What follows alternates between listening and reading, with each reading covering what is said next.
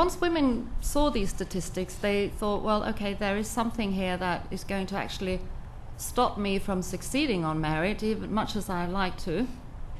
I can try and try, but there is something that's going to always stop me. And unless that hindrance is removed, I'm not, no matter how clever I am, no matter what top job I get, I'm just not going to get past that old boys network.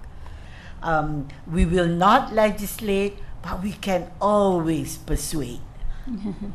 This is a massive, massive change management, because you're going to change the paradigm of the guys or the gentlemen in the corporate market. You have to change a whole lot of procedure. You have to change infrastructure and all that. So you have to deal with the skeptics, with those who refuse to accept, those in denial. You need to create champions. You have to address the mindset. The fact is that it's diversity we're talking about. Getting the discussion at a better level. If you have pale, male and stale sitting in the one room with the same educational experience, the same business experience, the same community experience. In Australia, some of the same directors have, had exactly the same careers, parallels, children, wives, etc.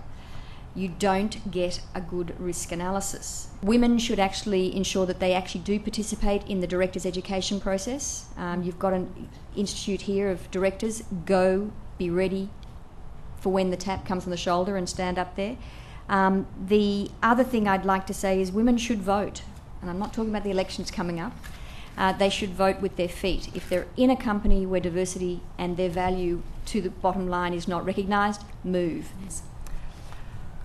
I think in France now, more and more people acknowledge that corporate boards performs better when they include the best people, and we need to have people with various skills, various backgrounds. So that's very important, and I think people all agree with that. It's not a question of status of power. We do not want to take the status. What we want is the work-life balance. So I think it's really, really important as well to know how companies can do more space for women, but I think we need as well to change our mindset, otherwise we'll never be able to climb the ladder and to break the ceilings. And I think, as has been articulated, I mean, Asia today just sits so centrally in the global economy. So it's quite unthinkable that you don't have Asian content and diversity on boards that are trying to navigate business in Asia. So I think this is not about affirmative action. This is just simply about common business sense. It just makes sense. In this society, that the women should be, girls should be raised as leaders, and boys should be raised to perceive women as equals. And I think we need to have that generation. Otherwise, we just keep chasing the goalposts.